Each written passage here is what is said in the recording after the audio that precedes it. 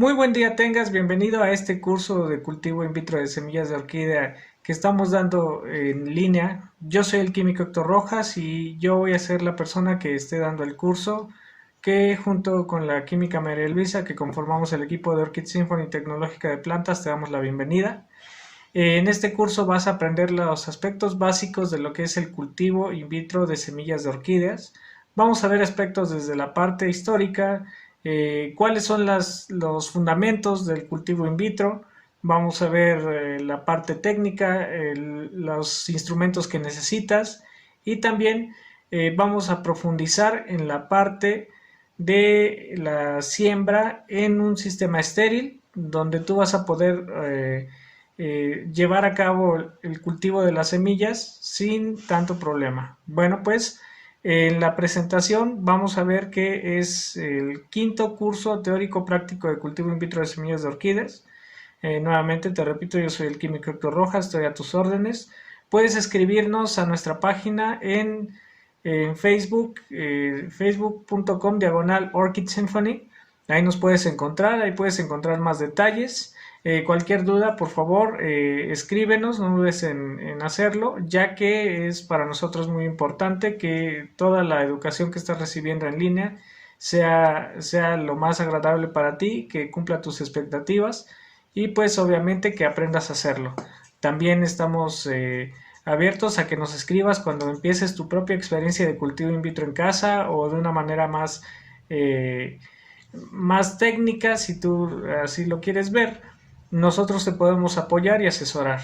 Bueno, pues vamos a empezar con las diapositivas. Eh, Esta es la presentación y este es nuestro diagrama de trabajo. Bueno, como tal, vamos a ver en este caso, lo vamos a ver por partes. Primero vamos a ver los antecedentes, vamos a ver cómo seleccionar la planta madre, cómo polinizarla, cómo cosecharla. Después vamos a ver la gestación, y a partir de ahí vamos a ver el manejo de la cápsula. Existen dos maneras de hacer este proceso de cultivo in vitro. Es decir, puedes hacerlo a través de la semilla que ya está expuesta o bien lo puedes hacer a través de la cápsula cerrada. En ambos casos, si no vas a sembrar la semilla inmediatamente, lo que puedes hacer es almacenarla y obviamente también eso se puede trabajar. Hay que esterilizar las semillas y sembrarlas en los medios de cultivo. Por otro lado, te vamos a enseñar también lo que es los medios de cultivo. Te vamos a enseñar los tres tipos de medios de cultivo que nosotros proponemos en este curso, su preparación, cómo esterilizarlos, y ahí es donde se juntan las dos vertientes, tanto el tratamiento de la cápsula como el de los medios de cultivo a través de la siembra en el medio. La parte de la zona estéril, que es lo que también queremos hacer hincapié en este curso para que tú lo puedas generar en el espacio que destines. Después vamos a ver el repique y la incubación. También vamos a tratar aspectos de desenfrascado ya para la parte ex vitro, o sea, cuando ya salen del laboratorio para poder aclimatar. Entonces, consideramos que este es un curso que es bastante completo, es bastante competitivo en el mercado que tú puedes encontrar en las redes sociales. Obviamente aquí se tratan aspectos que no puedes ver, bueno, que no se detallan en los cursos que puedes encontrar en YouTube libre. Aquí tratamos de hacer lo más claros posibles y también que tengas información de calidad. Bueno, pues como te decía, en la primera parte vamos a ver la selección de planta madre, la polinización, la gestación, el tiempo de maduración. También tenemos algunos documentos que vamos a compartir contigo. Los puedes ver en el grupo en el que te añadimos para que puedas ahí compartir tu experiencia de cultivo in vitro. Además, también en ese grupo conviven todos los que han pasado por este grupo. Entonces, bueno, por este curso, perdón. Entonces tienes la oportunidad de ver la experiencia tanto de nosotros como la de los compañeros que la han tomado. Entonces, nos vamos a enfocar en esta primera media hora en esta parte. Bien, Cuando hablamos de la semilla de orquídea, estamos hablando de que hubo una reproducción sexual entre las orquídeas. ¿Esto qué quiere decir? Que hubo una parte donadora y una parte receptora. Y la parte receptora es la que va a hacer la gestación de la semilla. Entonces, por qué es importante hacer la reproducción de las orquídeas de esta manera? Bueno, como podrás ver en las diapositivas, hemos clasificado desde coleccionistas, obtención de híbridos, investigación, también el aspecto comercial y también la reducción de la depredación. Como tú bien sabes, las orquídeas tienen un aspecto de colección muy, muy, muy amplio. Se conoce de personas que tienen grandes colecciones, los cuales desean poder reproducir lo que ellos han logrado a través de los años.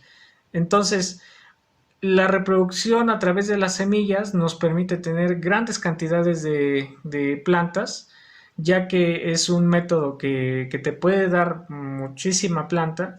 Entonces, si tú tienes una colección grande y tú quieres empezar a hacer tus cruzas entre las plantas que les veas algún tipo de potencial, tanto ornamental como económico, esto nos lleva a el siguiente punto, que es la obtención de híbridos. ¿Qué quiero decir con esto?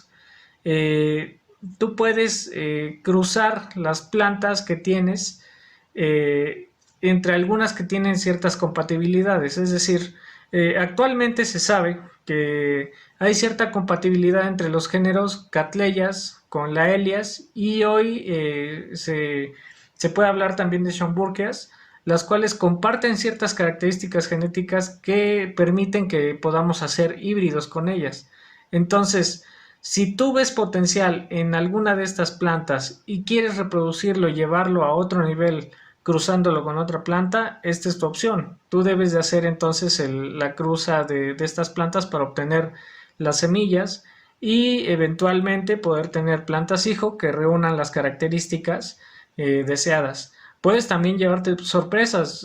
Recuerda que estamos hablando de genética. Una genética en la que el hombre está, pues sí, metiendo la mano y estamos modificando de alguna manera para nuestro beneficio. Al modificar para nuestro beneficio nos lleva al punto C, que es la investigación. Entonces, existen grandes cantidades de aplicaciones para las orquídeas, no solo para los coleccionistas o de manera comercial. Eh, en México, nuestras culturas prehispánicas utilizaban algunos productos de los metabolitos, bueno, del metabolismo de algunas plantas para poder hacer algunas resinas que tuvieran propiedades como pegamento. Eh, se ha descubierto que estos pegamentos se utilizaban ampliamente para hacer penachos, por ejemplo. Entonces, también existen algunas plantas en México, por lo menos sabemos que se están investigando algunos de sus metabolitos para la investigación en cuanto a diabetes. También existe una gran infinidad. De hecho, en Medio Oriente, por ejemplo, se reproducen cierto tipo de orquídeas para obtener de ahí una bebida, principalmente en Turquía, y esa bebida le llaman salep. Entonces, podemos hacer mucha investigación de las orquídeas, tanto no solo como para la obtención de híbridos, sino que para obtención de algunos productos naturales que puedan venir de ellos o también algunos transformados. Y pues yo creo que la parte más obvia en este caso es la comercial, donde como podrás ver en la diapositiva, en la parte D, existe una gran cantidad de productores que se dedican a reproducir la planta Phalaenopsis, la orquídea Phalaenopsis. En todo el mundo es una de las más, si no es que la más reproducida de manera in vitro, y especialmente por semilla. Tiene ciertas cualidades que permiten hacer cruzas, obtener varios tipos de flores, que es uno de los aspectos principales. Pero recuerda, cuando tú haces una cruza de manera, bueno, donde vas a obtener un híbrido, es muy probable que obtengas variaciones no solo en la flor, también vas a obtener variaciones en la talla, puedes tener variaciones en la frecuencia de floración, tal vez te puedas llegar a topar con alguna que tenga algún tipo de resistencia y también aspectos malos como en algunas se puede llegar a cancelar la reproducción. Entonces, tú sabes que en esto de la genética, al hacer las cruzas, te pueden salir cosas al azar que bien pueden ser con un beneficio o bien podrían perjudicar. Sin embargo, bueno, y perjudicar la constitución de la planta. Pero en general, la naturaleza lo ha hecho durante muchos años, ha hecho las cruzas de manera natural a través de sus propios mecanismos y no es algo malo. De hecho, lo que estamos haciendo los humanos es acelerar ese proceso de cruzas. También reducimos la depredación. Existen muchos lugares, tanto en México como en otros lados, que se utiliza este método de la reproducción de semillas de orquídeas para poder repoblar zonas que han perdido cantidades importantes de especies endémicas. Entonces, existe una gran área de oportunidad en esto de la reproducción a través de semillas. Obviamente requiere algo de infraestructura, tú la puedes llevar al extremo que tú quieras, puede ser algo totalmente casero, como para tener una experiencia en la biotecnología de plantas, como bien puedes escalar esto a un proyecto que pueda ser sustentable y que te dé también pues los dividendos que corresponden a grandes cantidades de plantas. Entonces, continuando con esto, vamos a ver entonces qué es el cultivo in vitro. Bueno, el cultivo in vitro de plantas es una serie de técnicas que constituyen una importante herramienta biotecnológica de multiplicación de especies vegetales de manera masiva. No solo se puede aplicar al cultivo de orquídeas, se puede aplicar a gran cantidad de cultivos comerciales, los cuales puedes obtener grandes cantidades de planta. Ahora, no solo se puede hacer a través de semilla, también se puede hacer a través de cultivo de tejidos. El cultivo de tejidos es otra rama de la biotecnología que te permite obtener plantas a través de células. Estas células tienen una capacidad a la que le llamamos totipotencialidad. Esa totipotencialidad te permite que a través de ciertos estímulos de hormonas o fitorreguladores puedes obtener plantas a partir de células. Entonces, el cultivo in vitro abarca muchísimos aspectos, incluso tal vez hayas escuchado que también hay cultivo in vitro de células animales. De hecho, el tema de la clonación está relacionado a esto en cuanto a las células animales, pero aquí en la planta la llevamos a un nivel comercial donde reproducimos grandes cantidades de plantas. Ahora, no solo es el hecho de reproducir. Existen enfermedades, por ejemplo, las causadas por virus, que ya no se pueden tratar, ya no hay una cura que te permita limpiar tus cultivos de los virus. Si un virus le pega a tu cultivo, es muy probable que pueda extenderse a otras plantas. Entonces, a través del cultivo in vitro tomamos pequeñas porciones que sean totipotenciales, las cuales podemos reproducir en laboratorio, eventualmente convertirlas en plantas y estas plantas salen libres de este virus. Entonces, tiene muchas aplicaciones, también la obtención de metabolitos, que es otro tema, y que se lleva a cabo a través de bioreactores. Este es el segundo curso, bueno, esta es la segunda parte de la serie de 3 cursos que nosotros ofrecemos. La segunda parte corresponde al cultivo de tejidos.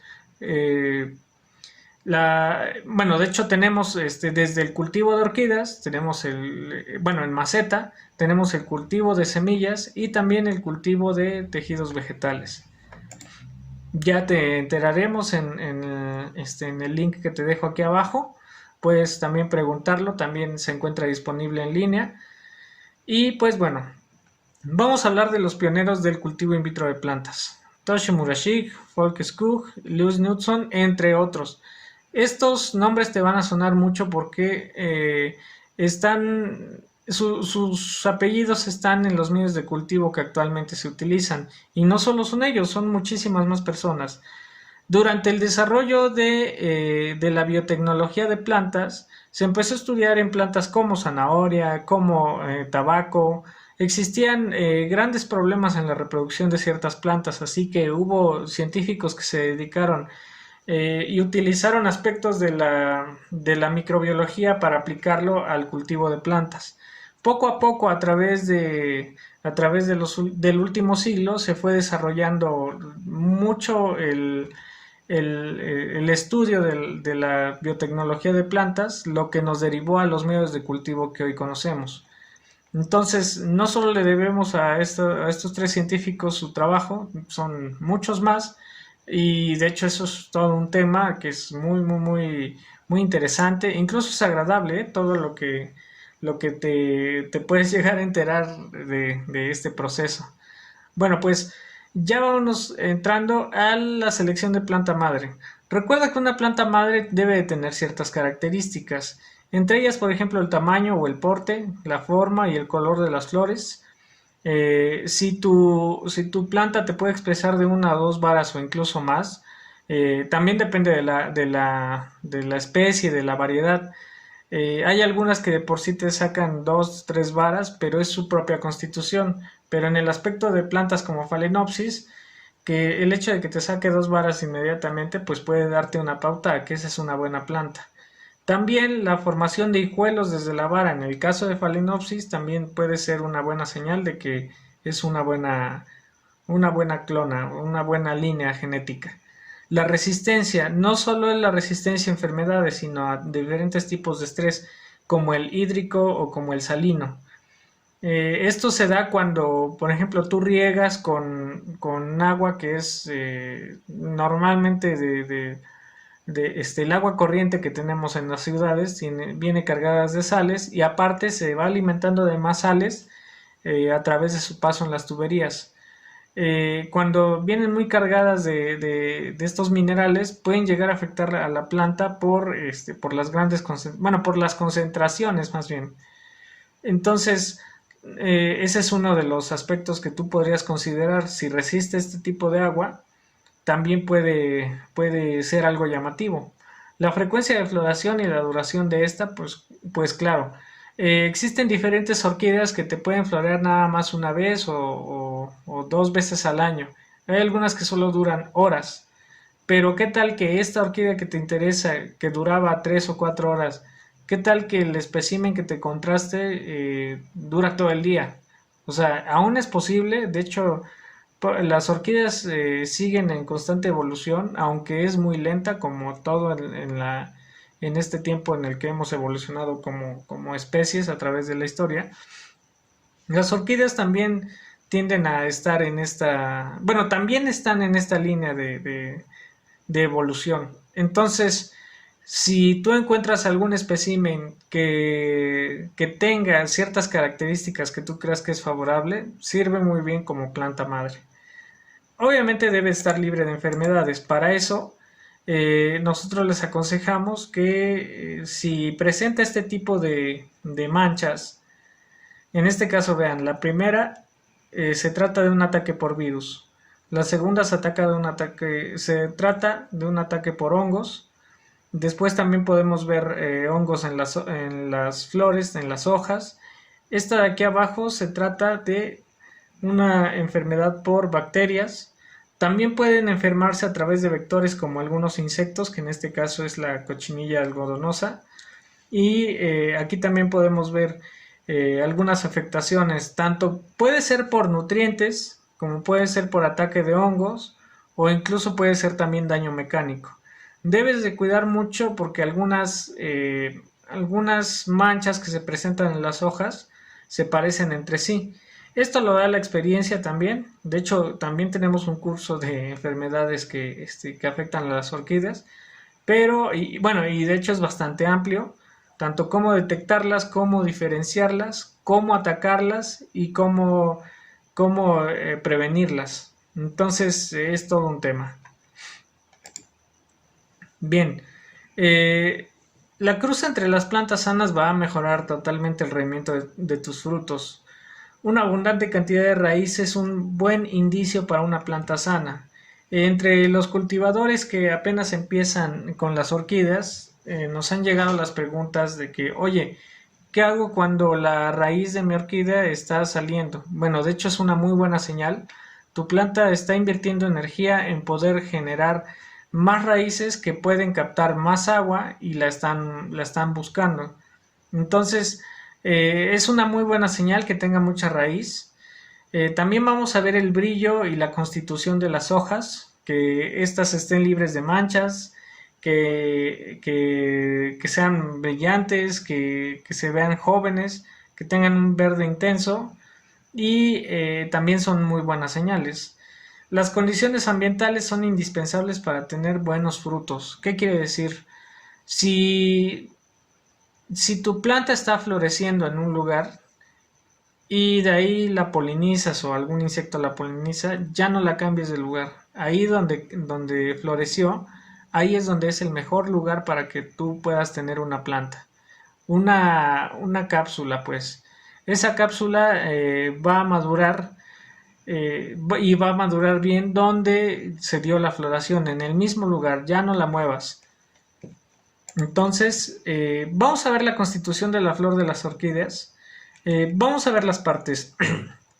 De entrada podremos observar aquí que se encuentra la vara floral y hay una estructura que une a la vara con la flor.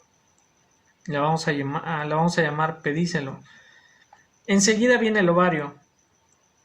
El ovario es donde se van a constituir las semillas,